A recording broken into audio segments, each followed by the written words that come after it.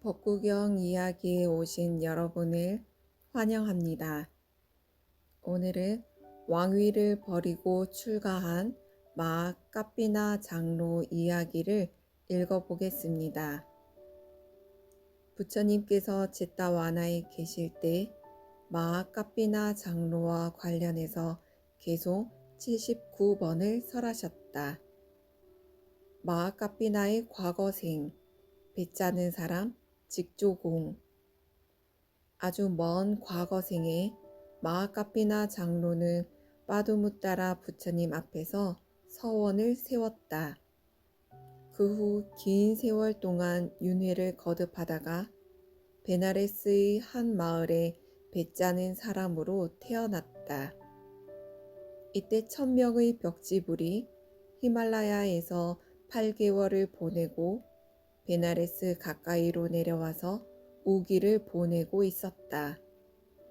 그들은 왕에게 8명의 벽지불을 보내 거처와 음식을 도와줄 수 있는지 물었다. 그러나 이때 왕은 농경제 행사를 준비하느라 몹시 바빴다. 왕은 벽지불이 오는 것을 보고 나가서 무슨 일로 왔는지 묻고 나서 대답했다.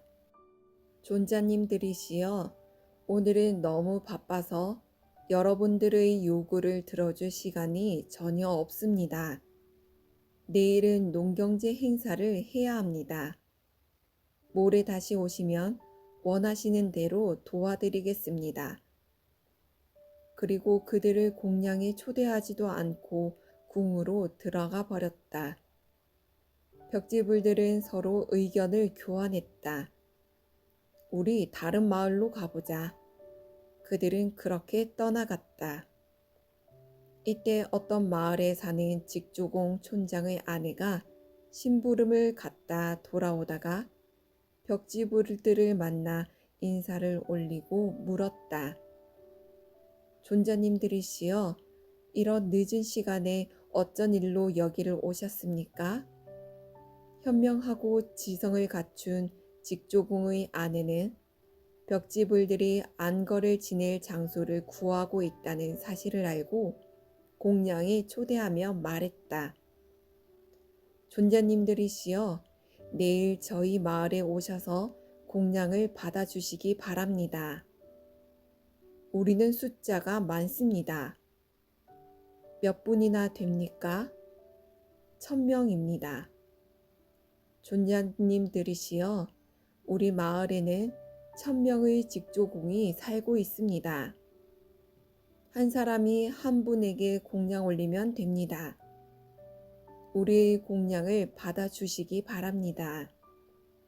그리고 우리 마을에서 거처를 마련할 수 있는지 알아보겠습니다. 벽지불들은 공양청을 받아들였다. 직조공의 아내는 마을에 들어가서 사람들에게 알렸다. 1000분의 벽지불님들을 만나 공양에 초대했어요. 이 고귀한 분들을 위해 자리를 준비하고 음식을 준비합시다. 그녀는 마을 한가운데 대형 천막을 세우고 의자를 가져다 놓았다. 다음 날 벽지불들이 오시자 마을 사람들은 자리를 제공하고 맛있는 음식을 올렸다.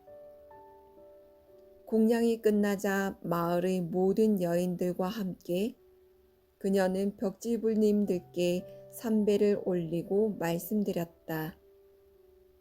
존자님들이시여, 여기서 3개월의 안거를 보내기로 약속해 주십시오. 그녀는 약속을 받아내고 다시 동네 사람들에게 벽지불들의 꽃띠를 짓는 일에 동참하라고 외쳤다. 모두 잘 들으세요.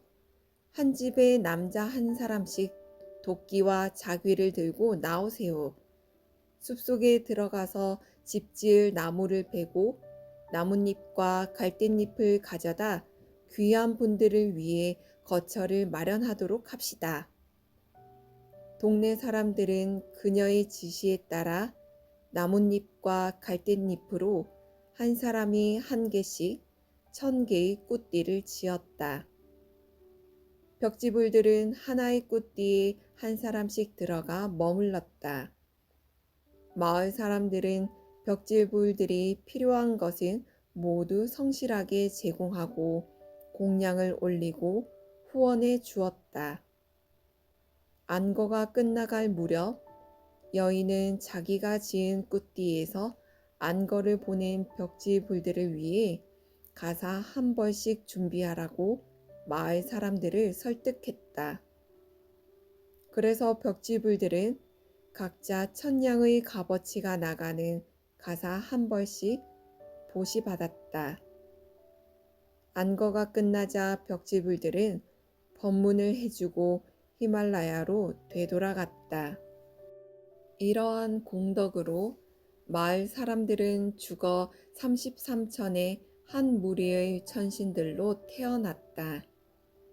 거기서 천상의 영광을 즐기다가 모두 까사빠 부처님 당시에 베나레스의 가정에 태어났다. 과거 생에 직조공 촌장이었던 사람은 촌장의 아들로, 그의 아내는 다른 직조공의 딸로 태어났다. 모든 여인들이 결혼할 나이가 되자 전생의 남편이었던 사람과 다시 결혼했다. 그들은 부모의 뒤를 이어서 가업을 이어받았다. 어느 날 남자들은 부처님이 사원에서 법을 설하고 계신다는 소식을 들었다.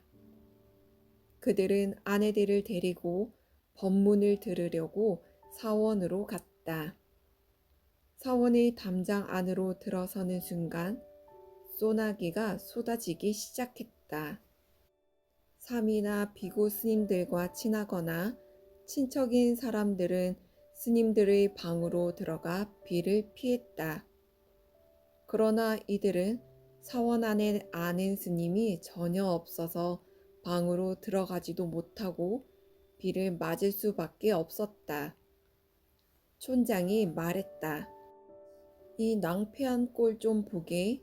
이런 궁지에 빠지게 된 처지에 부끄러워할 줄 알아야 한다네. 그럼 우리가 어떻게 해야 합니까? 우리는 스님들을 가까이 하지 않았기 때문에 이런 궁지에 빠진 것이네.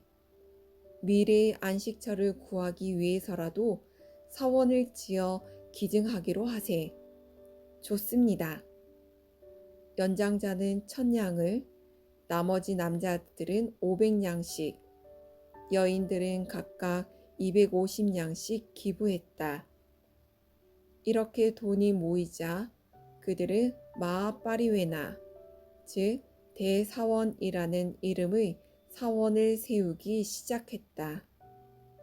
1,000개의 첨탑을 얹고 부처님이 머무실 꽃띠도 마련하느라 의외로 큰 공사가 되어 돈이 충분하지 않았다. 그래서 처음에 기부했던 돈의 반을 각각 더 기부하여 공사가 마무리되었다. 공사가 끝나자 낙성식을 열어 일주일 동안 부처님과 비구들에게 공양을 올리고 2만 명의 비구들에게 가사 한 벌씩을 보시했다. 촌장의 아내는 다른 사람들이 보시했던 것만큼 똑같이 시주했지만 뭔가 좀 더 보시하고 싶었다. 나는 부처님께 직접 공양을 올려야겠다. 그녀는 1,000냥의 가치가 있는 아노자꽃 색깔의 가사를 준비하고 한 다발의 아노자꽃을 가지고 사원으로 갔다. 부처님께서 공양을 드시고 법문하실 때 가사와 꽃다발을 올리고 서원을 세웠다. 부처님이시여, 미래생에 제 피부빛이 아노자꽃과 같은 색깔을 띠게 하고 제 이름도 아노자가 되고 싶습니다. 그렇게 되리라. 부처님께서 대답하시고 법문하셨다. 모두가 여생을 편안히 보내고 나서 죽어 천상에 태어났다. 마아까피나와 아노자의 현재생. 천상에서 수명이 다하자 촌장은 꿋꿋다와띠 성의 왕실에 태어나 마아까피나라는 이름을 갖게 되었다. 나머지 사람들은 대신들의 가정에 태어났다. 촌장의 아내는 사갈라라는 도시에 있는 마따 왕국의 왕실에 태어났다. 그녀의 몸은 아노자꽃 색깔을 띠고 있어서 가족들이 아노자라고 이름 지었다. 그녀가 결혼할 나이가 되자 마아까피나 왕과 결혼하여 아노자 왕비가 되었다. 신하들의 가정에 태어난 여인들도 결혼할 나이가 되자 과거 생의 남편이었던 신하들과 결혼했다. 그들은 모두 왕이 누리는 것과 같은 영광을 누렸다. 왕이 장신구로 화려하게 치장하고 코끼리를 타고 행진하면 신하들도 똑같은 모습으로 코끼리를 타고 행진했다. 왕이 말이나 마차를 타고 가면 그들도 똑같이 말이나 마차를 타고 갔다. 그들은 함께 공덕을 지었기 때문에 영광도 함께 누렸다. 왕에게는 왈라, 뿌파, 왈라와 하나, 뿌빠와 하나, 쑥빠따라는 이름의 5마리 말이 있었다. 5마리 말 가운데 왕은 쑥빠따만을 타고 다니며 나머지 4마리는 심부름을 보내는 데 사용하였다. 아침마다 왕은 식사를 마치고 4명의 전령을 불러서 명령을 내렸다. 말을 타고 각각 4성문으로 나가 2-3요자나 주위를 돌아다니며 불법승 산보가 세상에 나타나는지 알아보고 좋은 소식이 있으면 보고하라. 4명의 전령들은 4성문으로 나가서 2-3요자나 주위를 살펴보았지만 늘 소득 없이 되돌아왔다. 어느 날 왕은 말을 타고 신하들과 함께 놀이동산으로 가다가 500명의 상인들이 피곤한 몸을 이끌고 성으로 들어오는 것을 보았다. 이 사람들은 긴 여행으로 지쳐 보이는구나. 아마 이들에게 좋은 소식을 들을 수 있을지도 모르겠다. 왕은 이렇게 생각하며 상인들을 불러 물었다. 어디서 오는 길이오? 배야, 여기서 120요자나 떨어져 있는 곳에 사와띠라는 성이 있습니다. 우리는 그곳에서 왔습니다. 그 나라에는 어떤 소식이 있소? 배야, 이 소식은 입을 씻지 않고는 말할 수 없습니다. 한 항아리의 물이 오자 그는 입을 헹구고 나서 말했다. 스스로 올바로 위없는 깨달음을 얻으신 부처님께서 세상에 출현하셨습니다. 왕의 온몸이 순식간에 5가지 황홀감으로 휩싸였다. 왕은 아직 생각을 정리할 수 없어서 잠시 말을 더듬거렸다. 방금 뭐라고 말했소? 배야, 부처님께서 세상에 출현하셨습니다. 왕은 2-3번 더듬거리며 묻고 나서도 생각이 정리가 안 되어 4번째로 물었다. 방금 뭐라고 말했소? 부처님께서 세상에 출현하셨습니다, 폐하. 내가 그대에게 10만 양의 돈을 주겠소. 다른 소식은 또 없소? 있습니다, 폐하. 법이 세상에 출현하였습니다.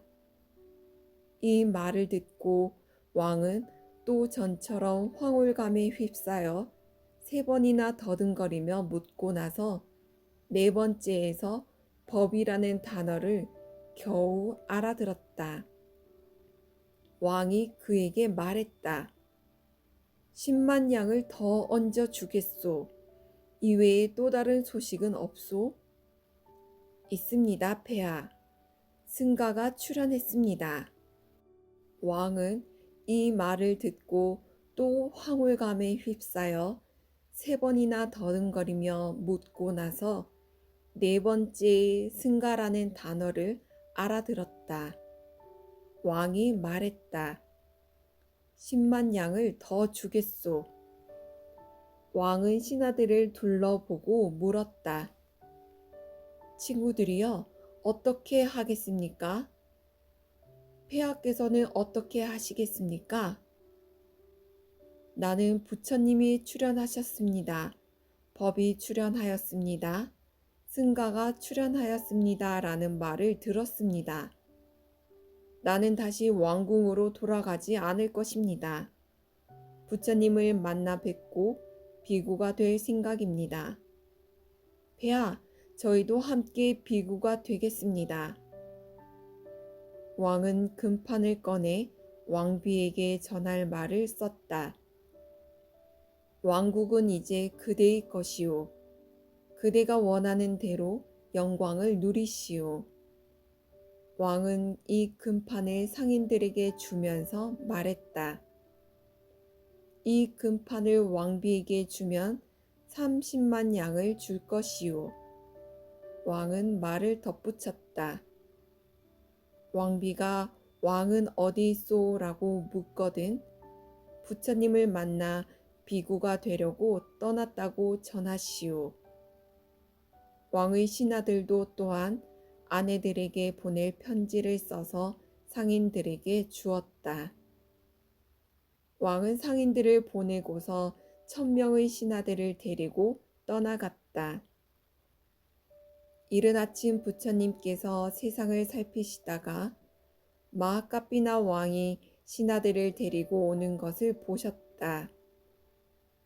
저기 마하카피나가 상인들로부터 선부가 출현했다는 말을 듣고 그들에게 30만 양의 보상을 내리고 왕국을 버리고 1000명의 신하들을 데리고 출가하려고 오는구나.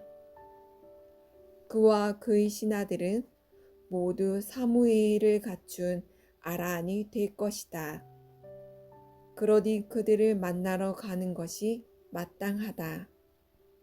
다음 날 부처님께서는 마치 전리온 성왕이 마을 촌장을 만나러 가는 것처럼 가사와 바루를 들고 120요자나를 날아서 짠다바가 강둑에 있는 반야나무 아래로 가서 6가지 색깔의 광명을 바라면서 앉아 계셨다.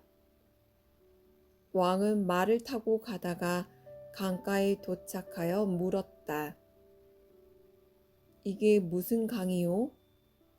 아빠라차 강입니다, 폐하. 깊이와 넓이가 얼마나 됩니까?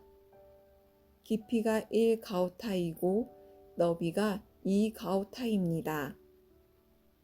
여기 나룻배나 뗏목이 있습니까? 아무것도 없습니다, 폐하. 나룻배와 뗏목을 찾는 동안 늙음이 다가오고 죽음이 찾아오고 있는데 어찌 무작정 기다릴 수 있겠는가? 왕은 엄숙하게 합장하고 이렇게 선언했다. 우리는 진실로 삼보를 위해 출가합니다. 이 진실의 맹세에 의한 초월적인 힘으로 이 물이 땅으로 될지어다.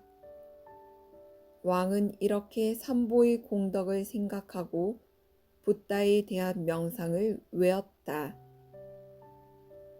이런 이유로 부처님께서는 공양을 받을 만한 분이시며 바르게 깨달으신 분이시며 지혜와 실천을 구족하신 분이시며 피안으로 잘 가신 분이시며 세상을 잘 아시는 분이시며 가장 높은 분이시며 사람을 잘 길들이시는 분이시며 신과 인간의 스승이시며 깨달은 분이시며 부처님이시다.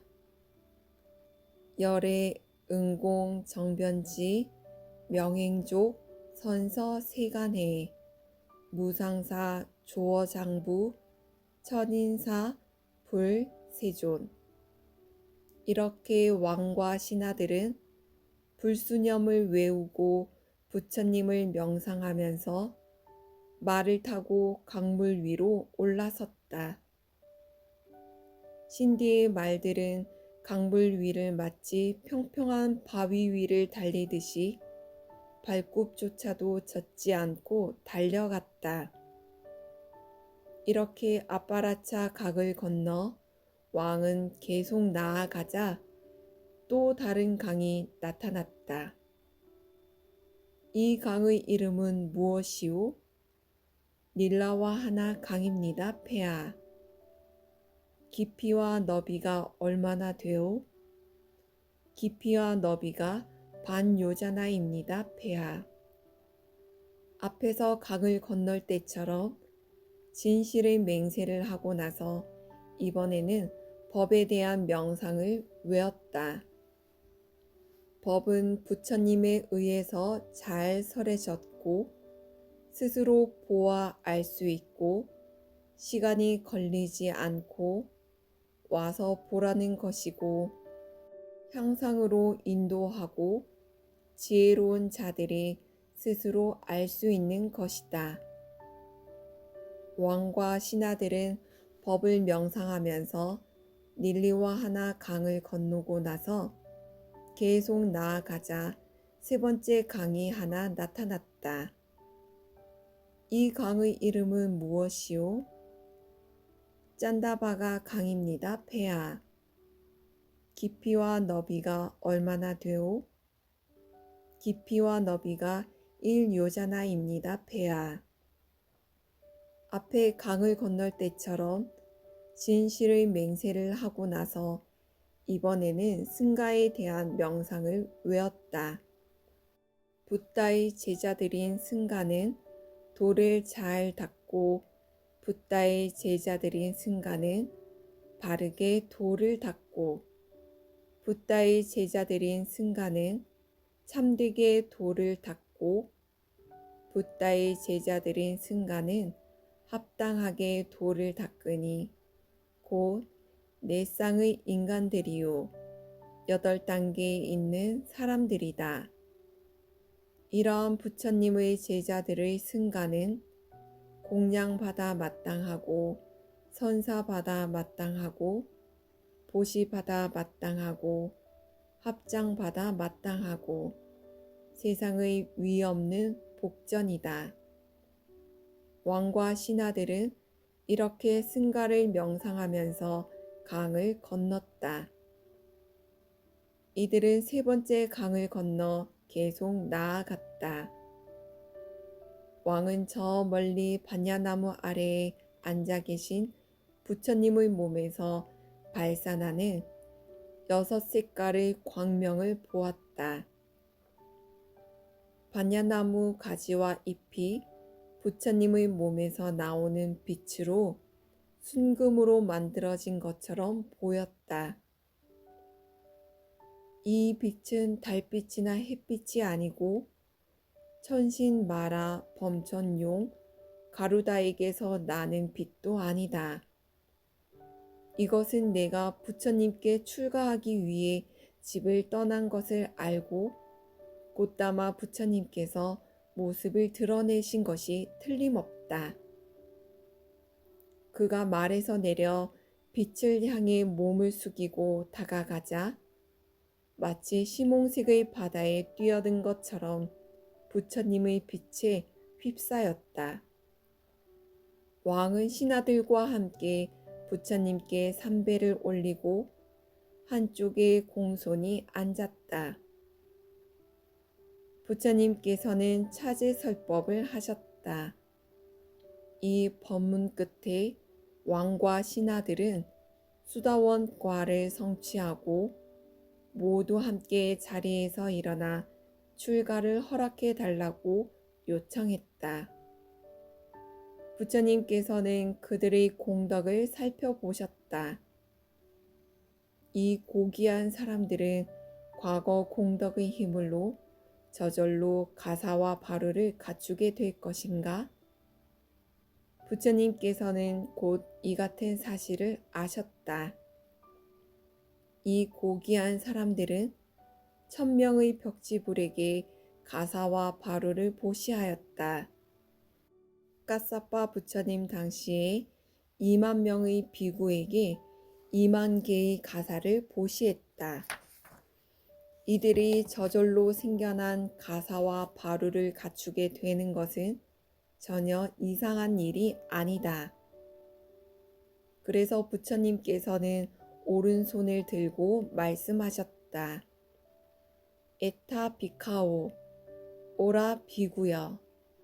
괴로움을 끝내기 위해 청정한 삶을 살아라. 그들에게 즉시 가사와 바루 등 비구 8물이 저절로 갖추어지고 승납 60세의 장로와 같은 위의를 갖추어 공중으로 날아올랐다가 내려와서 부처님께 삼배를 올리고 앉았다. 상인들은 궁전으로 가서 왕이 보내서 왔다며 왕비의 아련을 청했다. 그들은 왕비의 허락으로 궁전으로 들어가 인사를 올리고 한쪽에 공손히 섰다. 그러자 왕비가 물었다. 무슨 용건으로 오셨나요? 왕비마마, 저희는 전하께서 보내서 왔습니다. 전하께서는 우리에게 30만 양을 주겠다고 했습니다. 당신이 말하는 금액은 상당한 액수인데 그대들이 무슨 일을 했기에 왕이 그런 거금을 준다고 했나요? 대단한 일은 아닙니다, 마마. 저희는 단지 전하께 어떤 소식을 전했을 뿐입니다. 그 소식이란 게 무엇인지 나에게도 말해줄 수 있나요? 네, 마마. 그럼 말해주세요. 왕비마마, 부처님께서 세상에 출현하셨습니다. 왕비는 이 말을 듣고 왕이 그랬던 것과 똑같은 감동을 받아 황홀감에 휩싸였다. 그녀는 3번이나 들었던 의미를 파악하지 못하고 4번째 질문하고 나서 부처님이라는 말을 들었다. 그녀는 상인에게 물었다. 왕이 이 말을 듣고 당신에게 무엇을 준다고 했나요? 10만 양을 주겠다고 했습니다, 마마. 이런 놀라운 소식을 전해주었는데 겨우 10만 양이라니 적절한 보상이 아니군요. 30만 양을 더 준다 해도 오히려 보잘것없는 보상입니다.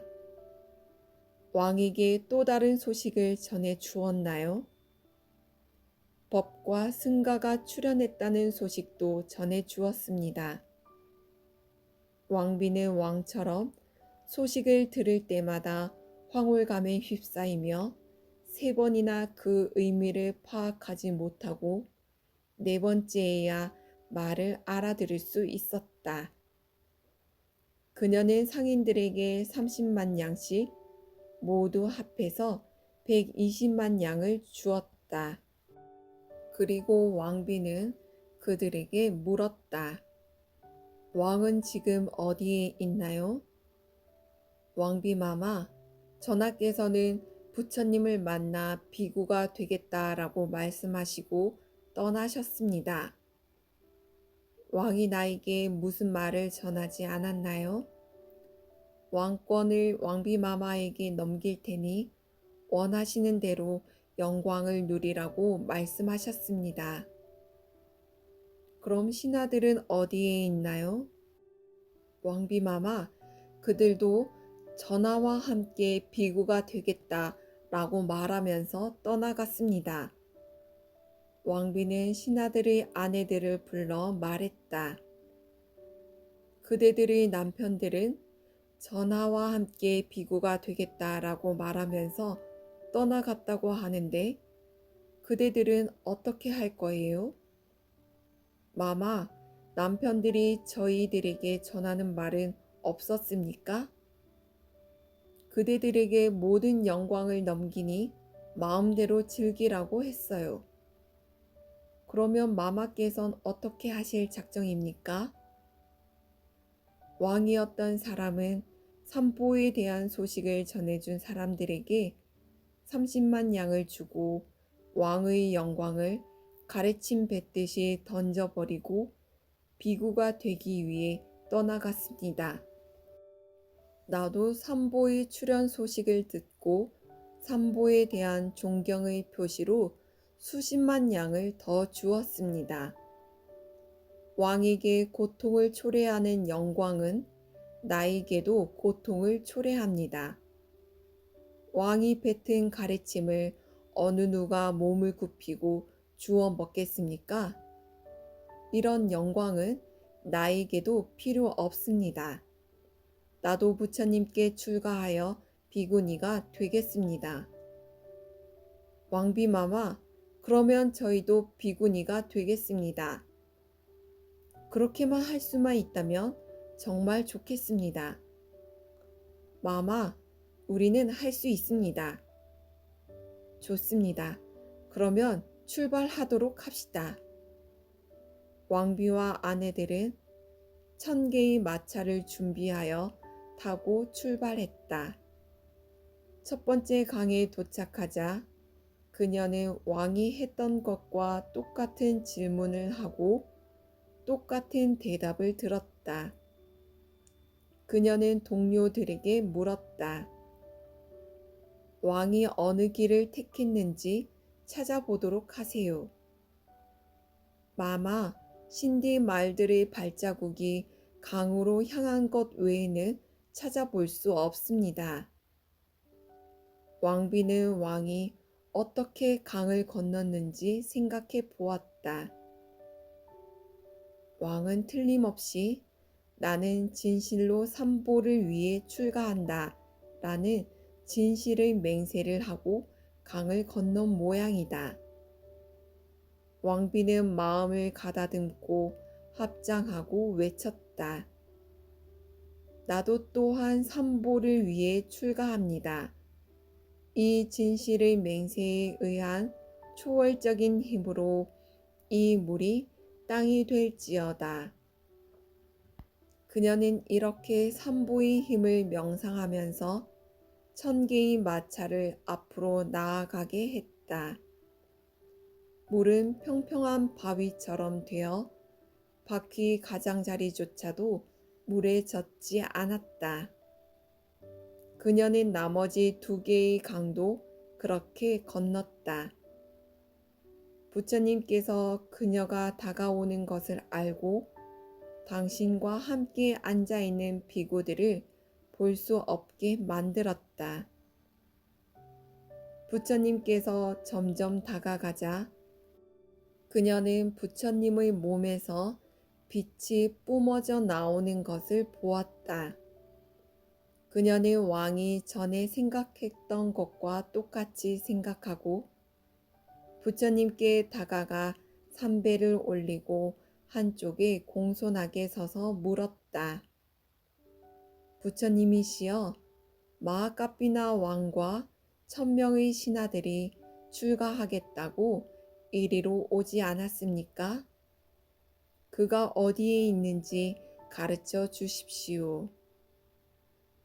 먼저 바닥에 앉아라. 그러면 곧 그들을 볼 수 있을 것이다. 여인들은 그곳에 앉아 있으면 남편을 보게 될 거라는 생각에 기뻐하며 바닥에 앉았다. 부처님께서는 차제설법을 하셨다. 이 법문 끝에 왕비와 여인들은 모두 수다원과를 성취했다. 마하카피나와 동료 비구들은 부처님께서 여인들에게 한 법문을 듣고 모두 사무예해를 갖춘 아라한이 되었다. 그 순간 부처님께서는 여인들에게 비구들을 보이게 만들었다. 만약 그녀들이 도착하여 남편들이 머리를 깎고 노란 가사를 걸치고 앉아 있는 것을 보면 마음이 심란해져서 수다원과를 성취하지 못하게 될까봐 부처님께서 비구들을 보이지 않게 한 것이다.